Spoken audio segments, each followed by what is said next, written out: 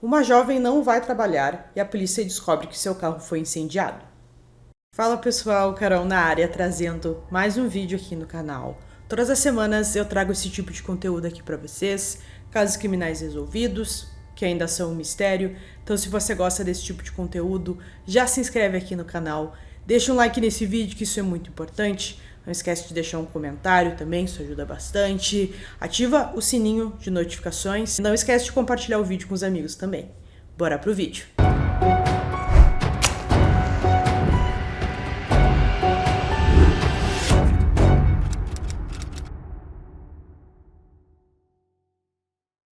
Amy Beth Lord nasceu em 21 de dezembro de 1988 em Springfield, filha do casal Dennis e Cynthia. Além de Amy, seus pais tiveram mais duas filhas, Kimberly e Carly, que eram muito próximas. Ela morou em Will Bryan a maior parte de sua vida e foi membro da companhia de dança desde os 2 anos de idade. Ela ia com sua família todos os domingos na igreja local. Em 2007, ela se formou no ensino médio, onde foi capitã da equipe de líderes de torcida. Em seguida, ela foi para a faculdade na Bentley University e se formou em 2011 como bacharelado em marketing. Após a formatura, Amy mudou-se para Boston e conseguiu um emprego como especialista em marketing online.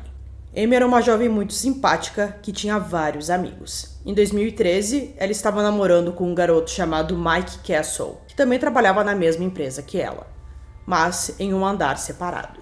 No dia 23 de julho de 2013, uma terça-feira, Amy tinha combinado de se encontrar com sua amiga e colega de trabalho chamada Christina para ir à academia antes do trabalho naquela manhã. Ela saiu de seu apartamento bem cedo naquele dia, antes das 6 horas, mas nunca se encontrou com sua amiga. Quando o ônibus passou, apenas Christina o pegou, já que Amy não apareceu. Isso nunca tinha acontecido antes, mas sua amiga deduziu que ela apenas tinha perdido o horário naquela manhã. Quando as horas se passaram, Christina ficou preocupada ao não ver Amy em sua mesa, que ficava na mesma área que a dela. Ninguém mais no escritório sabia onde Amy estava. Um pouco depois, Mike falou com Christina e pediu para ela dizer a Amy para responder uma de suas mensagens. Mas a amiga disse ao namorado que ela não estava lá. O Mike achou aquilo muito estranho porque ele já tinha mandado algumas mensagens para Amy e ela simplesmente não respondeu. A Christina também já estava bem preocupada nesse momento porque isso não fazia parte do comportamento da amiga. Ela era uma jovem muito responsável que nunca tinha faltado antes. Então os dois conversaram e decidiram conversar, mandar uma mensagem ou fazer uma ligação para os pais da Amy, para perguntar se eles por um acaso tinham falado com ela e sabiam o que tinha acontecido. Então eles conversaram com os pais, mas eles também não faziam ideia de onde a Amy estava. Às 11h30 da manhã, a polícia foi chamada e Amy foi dada como desaparecida. A polícia pediu a seus pais que se encontrassem com eles em seu apartamento na 124 Dorchester Street. A polícia revistou o apartamento de Amy em busca de sinais de luta, mas não encontrou nada que indicasse isso. Os pais de Amy confirmaram com a polícia que ela dirigia um Jeep preto, e ao ouvir isso, a polícia se lembrou de uma ligação que recebeu naquela manhã sobre um incêndio em um carro. Por volta das 8h30, um incêndio em um carro foi relatado no sul de Boston. O carro estava totalmente consumido pelas chamas quando o corpo de bombeiros chegou. Eles apagaram o fogo e o rebocaram para uma investigação mais detalhada. Nesse momento, Amy ainda não havia sido dada como desaparecida, então eles não sabiam nada sobre o seu desaparecimento e essa possível ligação. Em pouco tempo, a polícia confirmou que o carro que pegou fogo naquela manhã era realmente de Amy. Eles conseguiram isso através da placa. A polícia voltou à delegacia e começou a verificar os registros bancários de Amy e encontrou 5 transações diferentes em caixas eletrônicos naquela manhã. Começando às 6 horas da manhã, cerca de $1.000 foram retirados de sua conta só naquela manhã, o que era estranho. Os investigadores falaram com cada banco e descobriram que todos os 5 tinham câmeras de segurança nos caixas eletrônicos e isso poderia ajudar muito nas investigações. Enquanto a polícia trabalhava com os bancos para obter as imagens, eles receberam uma ligação por volta das 4 horas da tarde de um ciclista que havia encontrado um corpo na reserva Stoney Brook, em Reid Park. Quando os policiais chegaram no local, eles encontraram o corpo de uma jovem que foi esfaqueada e estrangulada até a morte. Ela foi encontrada sem roupas e foi ferida mais de 40 vezes. Ela foi encontrada em um caminho isolado, em uma área arborizada do parque. Eles tinham certeza de que era Amy, com base nas fotos que tinham dela, mas ela não estava com nenhuma identificação consigo. Depois de confirmar que era Amy, os detetives deram a notícia de que a Amy havia sido assassinada aos seus familiares. Continuando a investigação, agora se tratando de um homicídio, as primeiras imagens que a polícia recebeu foi do banco em que foi realizado o saque às 6h35 daquela manhã. Nas imagens foi visto que Amy aparecia sozinha no caixa eletrônico, com roupas de academia e parecia estar ilesa. Ela usa seu cartão no caixa eletrônico e depois sai. Nessa imagem não parecia que nada estava errado. Em seguida eles receberam a imagem do saque realizado às 6h47. A polícia percebe que o carro dela também aparece nas imagens. Amy entra e faz uma retirada normal. E novamente ela está sozinha e parece não estar ferida. Mas a polícia reparou que ela voltou para o seu veículo pelo lado do passageiro. E agora eles se perguntam quem estava dirigindo o carro dela. No próximo vídeo eles perceberam que Amy está com ferimento no rosto, nos olhos e no nariz. E fica claro que ela foi agredida. Eles veem que ela parece apavorada, mas ela não tenta fugir e volta para o carro. Nesse momento, a polícia pergunta à família de Amy se eles sabiam de alguém que ela teve problemas no passado, mas Amy sempre foi uma garota tranquila que não tinha problemas. Em outra filmagem, eles reparam que as imagens mostram o lado do motorista. Eles veem Amy se inclinar sobre o motorista para usar o caixa eletrônico e veem o motorista no banco da frente, mas não é possível identificá-lo pelo ângulo da câmera. Novamente, eles veem que o olho esquerdo de Amy está inchado. Através de uma parte da gravação, eles conseguem ver que o motorista é um homem, mas apenas isso, pois o homem estava com o rosto coberto. Os investigadores estão começando a traçar um cronograma quando obtêm as imagens da primeira parada no caixa eletrônica. Esse banco fica a cerca de 1,5 km do apartamento de Amy, e eles chegaram às 6h03. O carro para, mas o motorista vê que há uma câmera, então ele dá ré e cobre o rosto. Quando Amy se inclina para usar o caixa eletrônico, a polícia percebe que ela já está ferida. Eles veem que o motorista está com uma camiseta cobrindo o rosto e a aba do seu boné estava abaixada. A certa altura, ele ajeitou o boné e viram que ele tinha o cabelo raspado. Agora que a polícia estabeleceu um cronograma, eles sabiam que Amy havia sido sequestrada antes das 6h03 da manhã e começaram a procurar câmeras perto de seu apartamento. Não havia câmeras no prédio dela, mas havia uma do outro lado da rua, de frente para um estacionamento de um prédio. Eles veem nas câmeras uma pessoa passando pela porta do apartamento de Amy e quando a porta se abre, ele empurra Amy para dentro do prédio. Depois de 15 minutos, 2 pessoas saem do local e vão até o carro de Amy. Agora a polícia começa a verificar as câmeras das ruas e encontra o carro da Amy, que tinha um adesivo em uma das janelas. Então ficou muito mais fácil ali para a polícia identificá-lo no meio dos outros carros. E eles encontram o carro dela na Washington Street. Um policial foi ao posto de gasolina naquele cruzamento onde o carro foi visto, para obter o vídeo de segurança, mas descobriu que o sistema estava quebrado. O policial viu que havia uma loja de bebidas do outro lado da rua que tinha algumas câmeras. Então ele foi até lá e pediu para ver todas as imagens que tinham naquele dia. Nas imagens, o carro de Amy para no posto de gasolina e o motorista sai do carro. Mas ele estava muito longe, então não foi possível fazer uma identificação. O motorista então se afasta do carro e atravessa a rua, onde cumprimenta um dos trabalhadores do local. Por fim, eles conseguem falar com o homem com quem ele se encontrou naquela manhã. E o homem que dirigia o carro foi identificado como Edwin Alemany.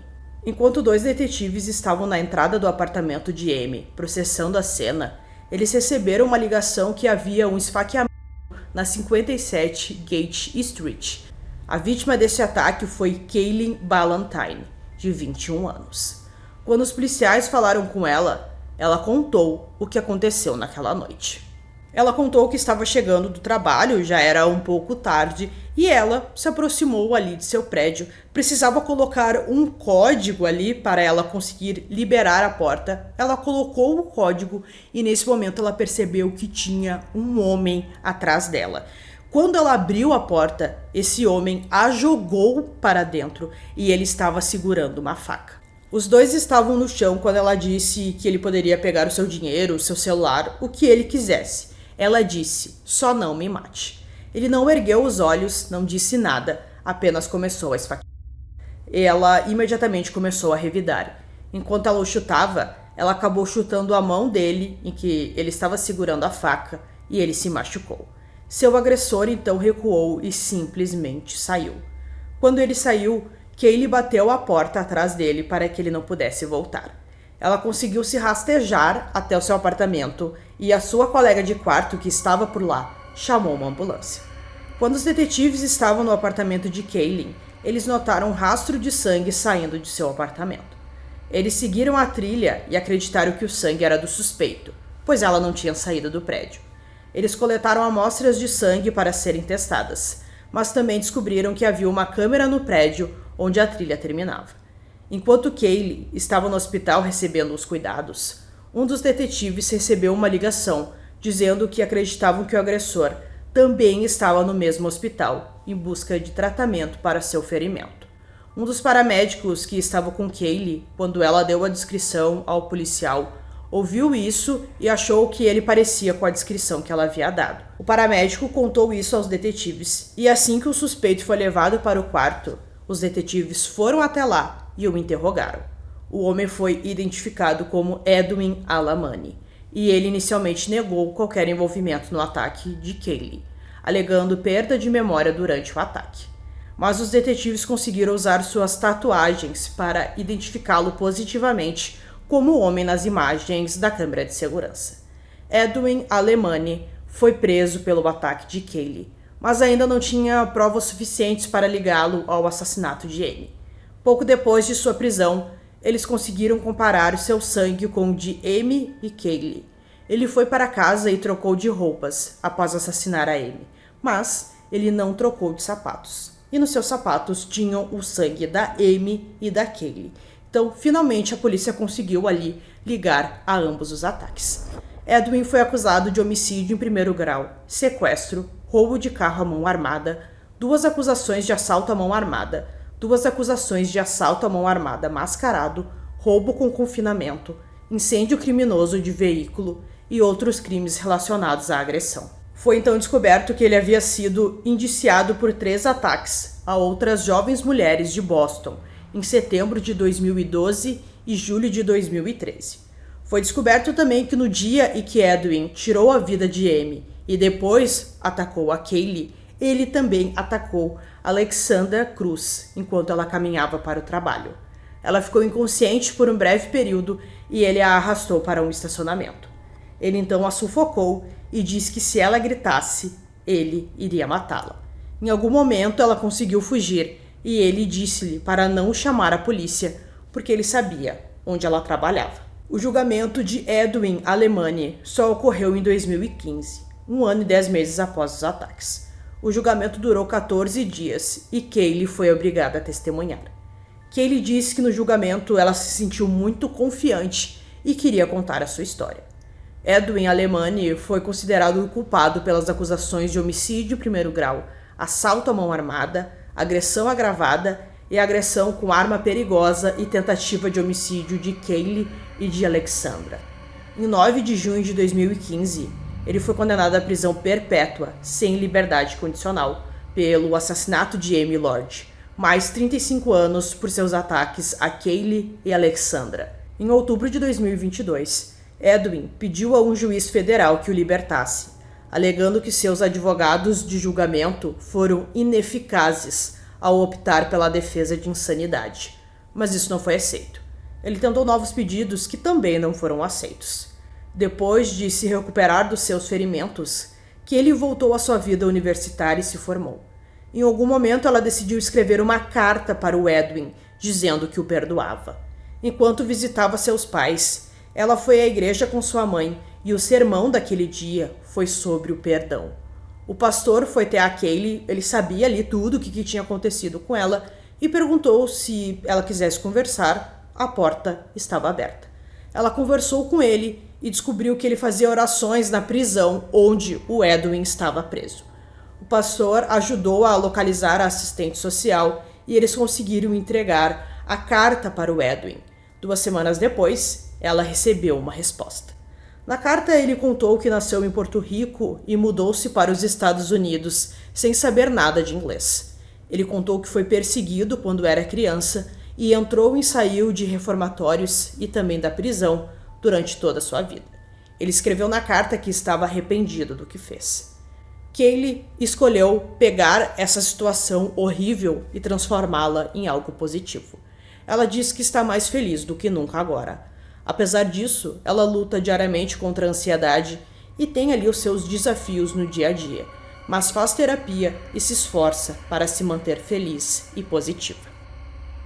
Então, pessoal, concluindo esse caso aqui para vocês, a gente viu que a Kaylee foi peça-chave aqui nessa investigação, que ela conseguiu lutar contra o seu agressor, mesmo muito ferida, ela conseguiu ali pedir ajuda e, por fim, graças a ela, o caso foi resolvido, né? O caso da Amy, que a polícia ali não tinha nada para ligá-lo. Então, foi muito importante, né, que mesmo tão machucada, ela conseguiu, ela testemunhou no julgamento também, e a gente fica feliz que ela conseguiu seguir em frente. Então, eu espero que vocês tenham gostado desse vídeo. Esse foi mais um vídeo aqui no canal Durmam Bem e até o próximo.